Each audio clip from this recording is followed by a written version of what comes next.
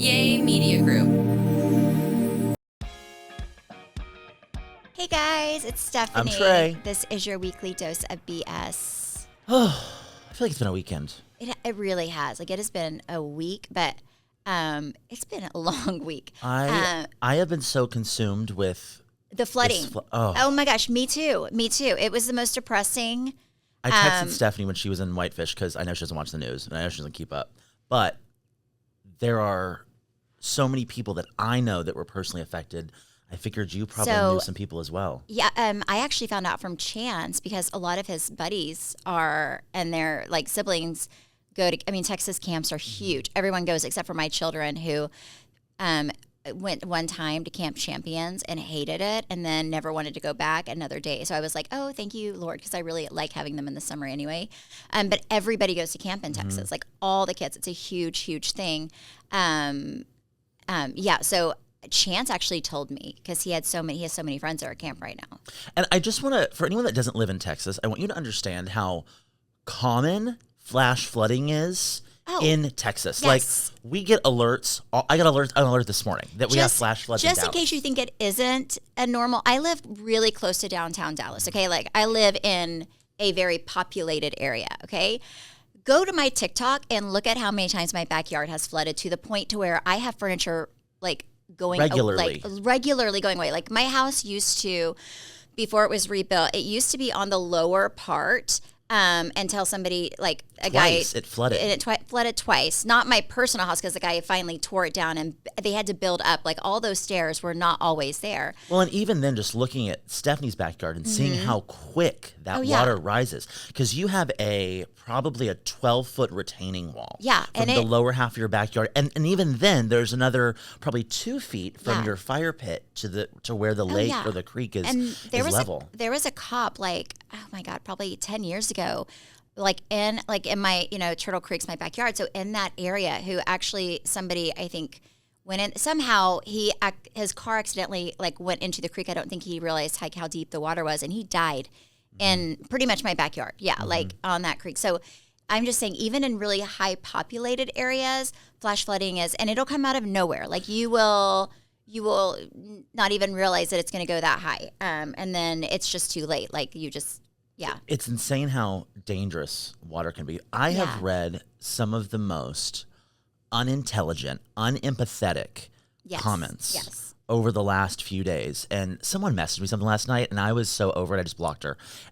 It is crazy how we are politicizing these young girls who are still missing or who have been found, who can't reconnect with their families that thought they were sending their kids off to summer camp for a week, and they get news that their girls are no longer back. I want to read you this. I know a few families that have personally been affected, but my business partner, a family at her daughter's school, someone that she is personally very close with, they went they weren't at Camp Mystic. They went down to their grandparents' river house, and their grandparents own a home, but it's a 1-bedroom. So they let their neighbors very generously let them borrow their house, which was about 5 houses up. And the parents, I'll just read you this.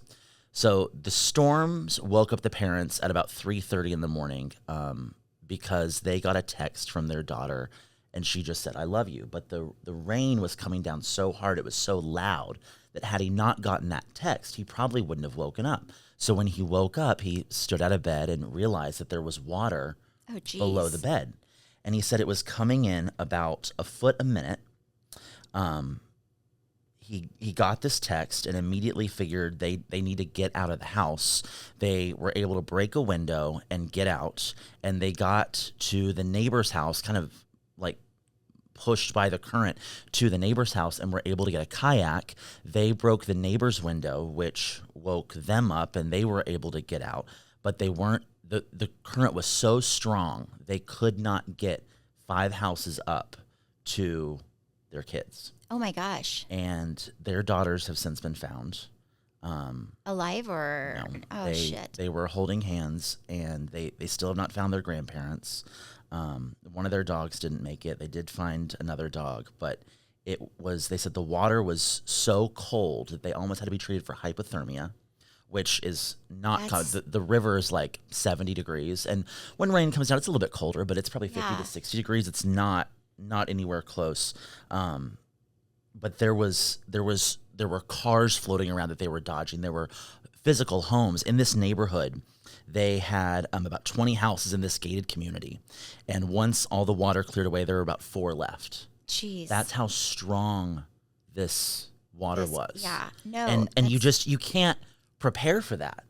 And so now you have a family who him and his wife were able to get out, but they still don't know where their parents are. They found these 2 girls. What were their names? I believe they were 13 and 11 years old. Brooke and Blair. And 13 and 11. But this all came in at 3:30 at night. Well, how do you prepare for that? No, if you were online saying that you should have been notified, like, what a dumb thing to say in a moment where people, like, this is, and I'm so proud of our state and how we. I mean, I will say Texas, we come together. We support each other. We come together. And Texas HEB had trucks on the road in a matter of hours to get supplies down there. But also, keep in mind, there are no roads. The roads are gone. It's just, it is such a tragic, I can't even fathom. No, I just can't imagine being a parent to, like, especially those girls at Camp Mystic. I can't imagine. First of all, I did some like research, and it's so crazy because that the camp where a lot of the girls, they're still missing. They put the youngest, the 8-year-olds, closest to the water, which I thought was kind of interesting. I was like, huh. So the youngest, I mean, they did not have 8 years old. You do not have a fighting chance. But also, the Guadalupe has never, ever, ever, ever in history been this high. Grew 24 feet in an hour. It's crazy. Crazy. There's no way to. Yeah, but also at like 3:30, 4 a.m. And also camp counselors are 16 years old. I mean, they're like babies themselves.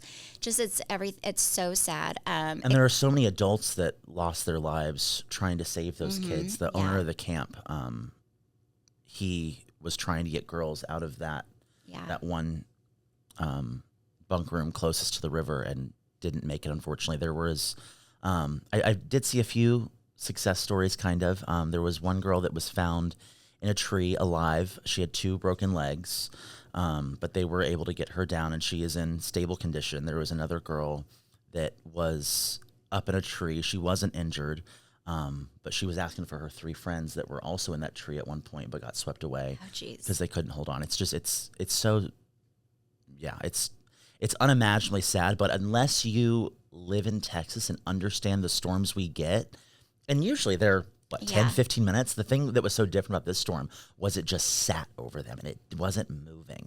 So it was just pounding them and pounding them. There was no reprieve. No. I mean, Travis and I lived in Oregon for like a hot minute, and it rains all day, but it's not like Texas. Texas, it is like hard, heavy. I mean, it will come out. I mean, like I said, I know because, again, I live in a very populated area. My backyard does it all the time. We are just high enough where, I mean, it just never gets to our house, but we have lost a lot of stuff, just even in our backyard. And it rains so heavy that oftentimes you're like, is that hail or is it rain? It's rain. But it's so sad. And there are so many families that are, even just around us, that are suffering this loss. And they went and put, I know Bradford Elementary, I think a few of the other Highland Park schools went and put green ribbons around their trees yesterday. They called the students back to honor those students that are missing or are gone. I just can't imagine. No, it's horrible. It's horrible. No, it really made 4th of July very different because you're like, I'm just glad to have my family. Like and I told Travis that the day after it happened, I was like, honestly, we think we have like really big problems, but like we woke up and we have our 2 children, and a lot of people cannot say the same. And like, I don't know if I could, there are many things I can make it through in the world. Like I'm not a strong person, but I can emotionally get through a lot. If I ever lost a child, I don't think I could make it through that. That's no way. My business partner, Megan, had to sit her girls down and tell them that their friends didn't make it. Yeah. And she was like, she's like, it's changed my perspective. She was like, I wake up in the morning and it's summer right now and she doesn't want to make them breakfast, but she was like, I woke up the next morning and I was so grateful that I could make them breakfast. Yeah. And it's life's short. It is. It is. But I'm literally praying for everybody who's affected. It's so sad. I have a hard time getting on social media whenever things like this happen because I'll go into a vortex of like negativity. But I did see some of what you're saying, and then I had to get off because I was like, I just can't.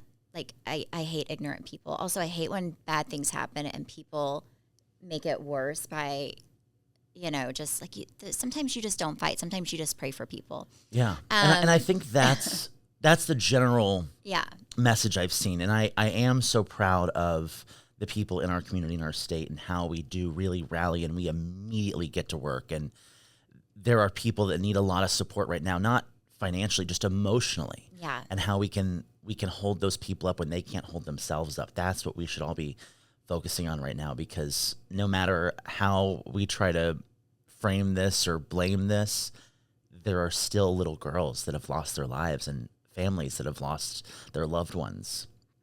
It's unthinkable. It really is. Yeah. No. I would get my little son's boat, and I would, like, if I had a kid that was missing at camp, I don't think I could I think I would have to be down there just. Well, and that was I would the go problem. crazy. People couldn't. They couldn't get there. Yeah, I'd have to take my little boat there, my little canoe. I can't imagine. I cannot. I mean, just like not even if you know that your child probably didn't make it, just not knowing where they are. Like I cannot fathom. I just cannot fathom. No way. No. Well, we just want to wrap this episode by just letting everyone know that whether you were affected or you know some of those affected, that we're praying for you, and there are no words that make it better. But yeah, we love you, just pray for everybody that they're found. Hopefully, people are found safe, but just that at least everybody is recovered and that finds these families, closure. And these families have some peace eventually, just being able to bury their loved ones.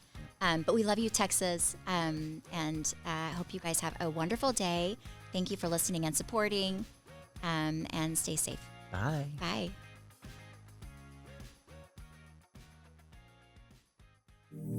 Yay Media Group.